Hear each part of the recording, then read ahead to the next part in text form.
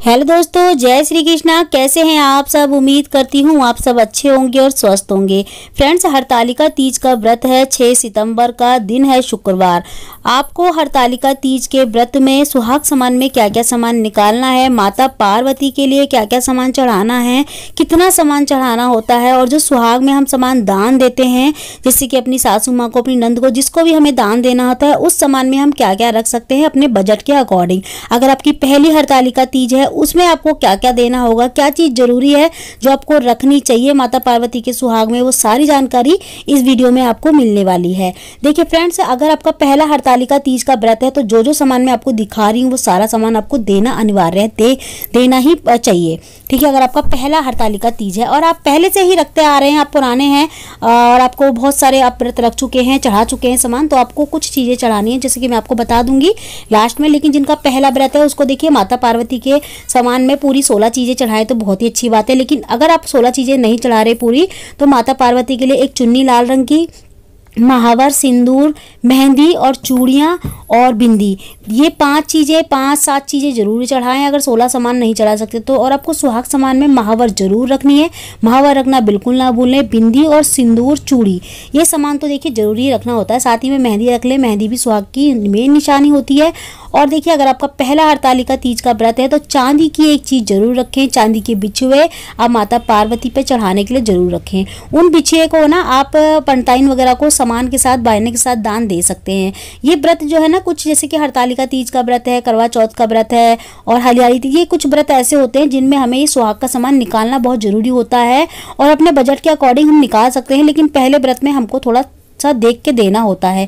ठीक है, और जो दान करने वाला सामान होता है ना, जिसको हम अपनी सासू माँ को, पहले व्रत में अपनी सासू माँ को, अपनी नंद वगैरह को जो देते हैं, तो ये इसमें आप चूड़ी और साड़ी वगैरह रख सकते हैं। पहले व्रत में चूड़ी, साड़ी, बिंदी, मेहंदी, ये सारा सामान रख सकते हैं। देखिए, अगर आपके पास साड़ी नहीं है तो आप चुंदरी वगैरह भी रख सकते हैं।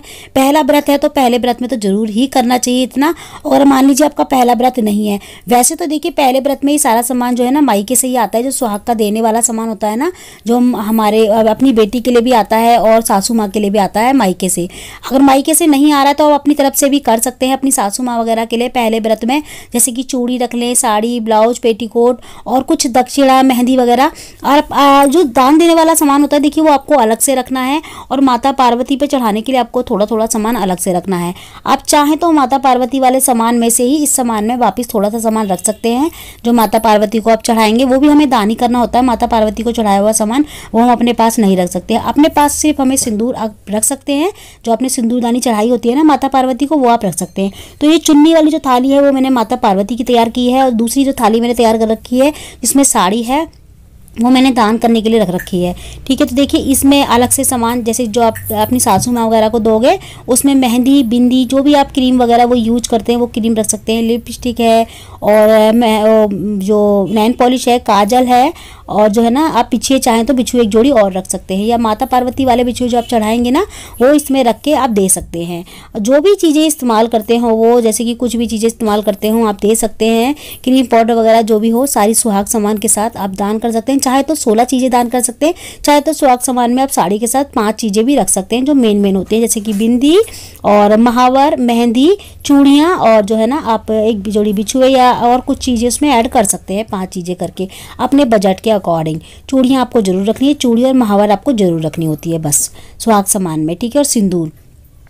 तो ये सामान हो गया दान करने वाला। माता पार्वती का सामान मैंने आपको दिखा दिया कि माता पार्वती का सामान अगर आप 16 चीज़ें नहीं कर सकते चढ़ाने में, तो आप जो है ना 5 चीज़ें तो कम से कम करें। और दोनों चीज़ों में, दोनों दानों में आपको दक्षिणा जरूर रखनी है।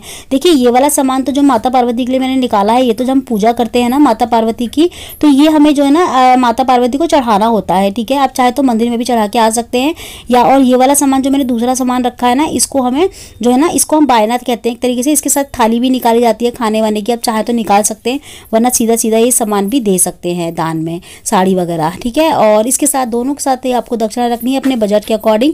21 रुपये, 51 रुपये आप रख के दे सकते हैं। अगर आपका पहला व्रत है तो इतना तो आपको जरूर करना चाहिए। अगर आपका पहला व्रत नहीं है तो कम से कम 5 चीज़ें सुहाग की आप जरूर चढ़ाएं दक्षिणा के साथ। पहले व्रत में आपको चांदी की एक चीज़ जरूर रखनी है। अगर आपके पास बिछुए नहीं है तो चांदी की एक लौंग ही ले ले, लेकिन लेना जरूर है। आप अंगूठी जैसे छल्ला वगैरह ले सकते हैं, लेकिन सुहाग में जो है ना बिछुए ही आते हैं, तो बिछुए मार्केट से अगर आप हल्के से बिछुए लेंगे ना तो आपको 500 रुपये तक के आराम से बिछुए मिल जाएंगे। तो आप चांदी के बिछुए रख सकते हैं, ठीक है। तो यहाँ पे पहला व्रत है तो चांदी की एक चीज़ जरूर रखें माता पार्वती को चढ़ाने के लिए। और वो जो माता पार्वती को आप सुहाग सामान चढ़ा देंगे ना, जो बिछुए होंगे, वो दूसरी थाली में जो आप सुहाग सामान अपनी सासू माँ वगैरह को देंगे उसके साथ रख दें।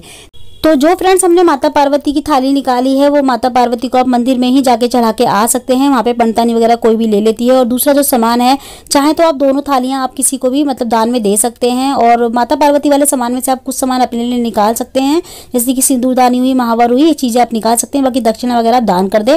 और जो सुहाग का सामान है ना, जो अलग से निकाला है हमने साड़ी वगैरह चूड़ी वगैरह दान देने के लिए, वो सामान हमको ससुराल पक्ष में ही देना होता है किसी ना किसी को जिसके हम पूजनीय पैर छूते हैं, जो हमारे बड़े होते हैं, जैसे कि सासू माँ हो गई, हमारी नंद हो गई, जिठानी हो गई, जिठानी की बेटी हो गई, इन सबको दे सकते हैं। लेकिन ससुराल पक्ष में ही देना होता है सामान, मायके में हम किसी को नहीं दे सकते, ना अपनी बड़ी बहन को, ना अपनी छोटी बहन को, ना अपनी मम्मी को, चाची को, ताई को, किसी को भी नहीं दे सकते, भाभी वगैरह कोई सामान जिनके हम पैर छूते हैं ससुराल पक्ष वालों को ही ये सारा सामान देना होता है। तो आज की वीडियो में इतना ही। मैं मिलती हूँ आपकी अगली वीडियो में ऐसी अच्छी सी एक और वीडियो के साथ। जब तक के लिए जय माता दी, राधे राधे।